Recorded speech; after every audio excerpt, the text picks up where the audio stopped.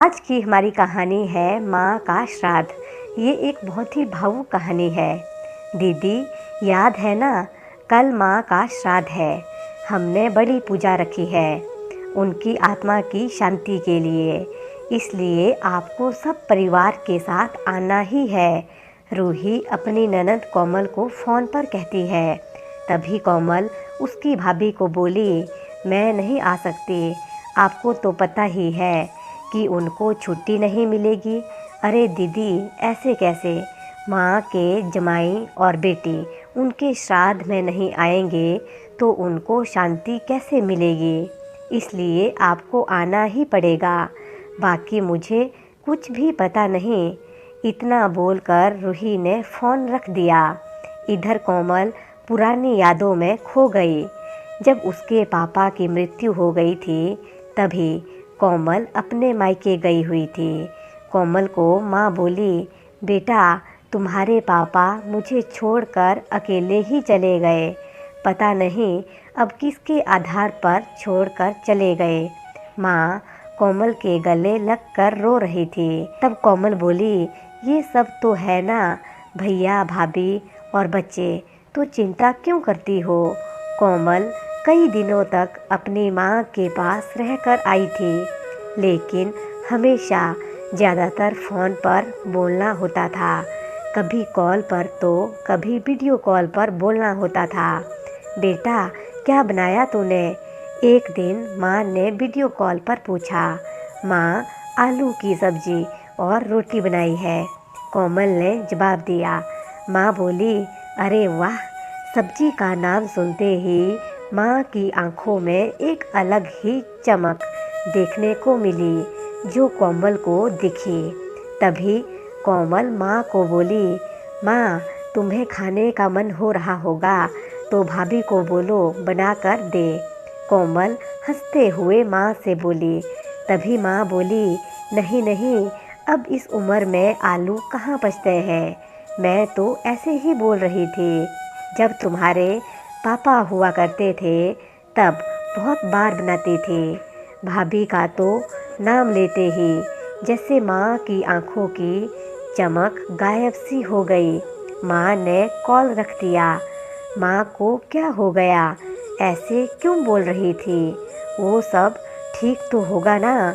कोमल अपने आप से बातें कर रही थी।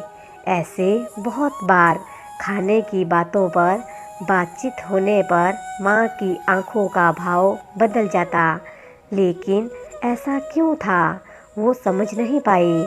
लेकिन इसके पीछे का राज उसकी समझ में आया जब वो छुट्टियों में 2 दिन के लिए मायके गई थी।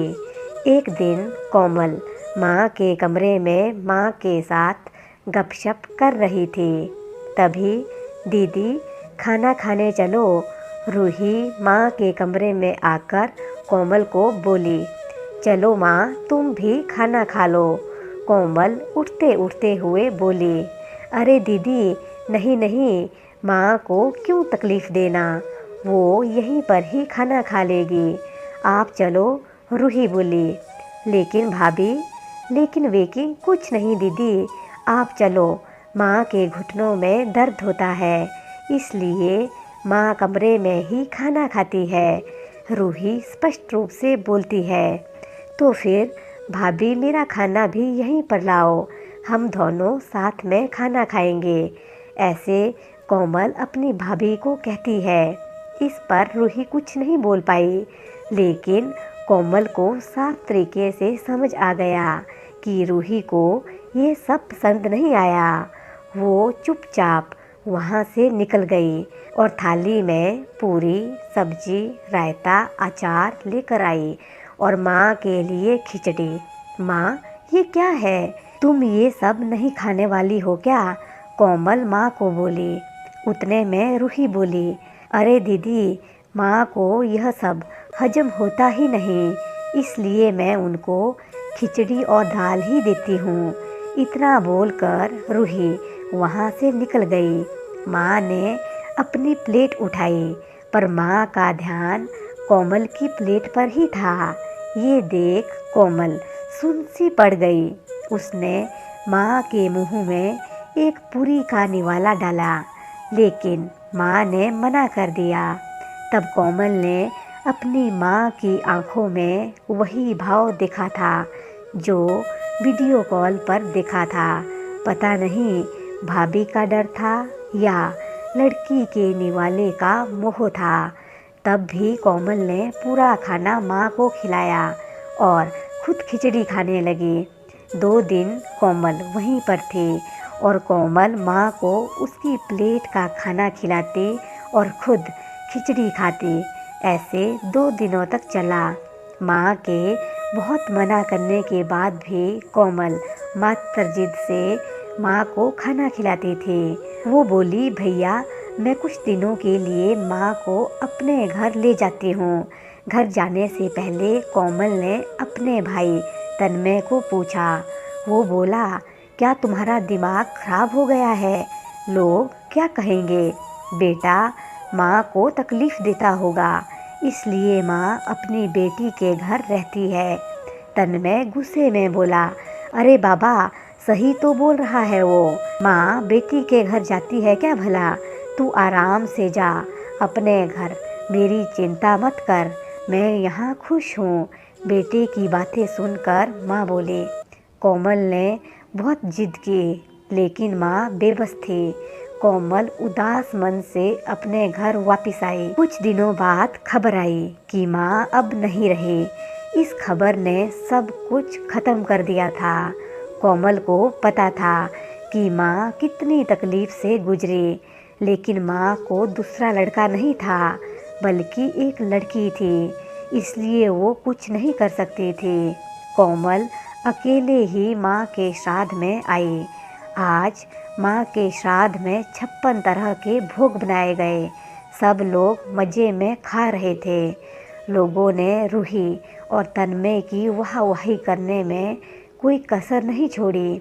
दुनिया में सबसे अच्छा बेटा और सबसे अच्छी बहू कह रहे थे उन्हें। माँ के गुजर जाने के बाद इतना विचार कर रहे हैं, तो माँ जिंदा थी तब कितनी सेवा की होगी दोनों ने। कोमल दुखी होकर माँ की तस्वीर की तरफ देख रही थी। तभी, दीदी चलो आप भी खाना खा लीजिए, रूही कोमल को बोली, जो माँ के रूम में माँ की तस्वीर सीने से लगाकर रो रही थी।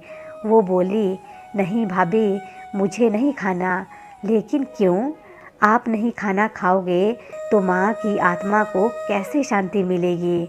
रूही कोमल को बोली, भाभी, जिस खाने के लिए मेरी माँ जब जिंदा थी तब तरसती थी, उसे मरने के बाद दे रहे हो तो वो कैसे तृप्त होगी?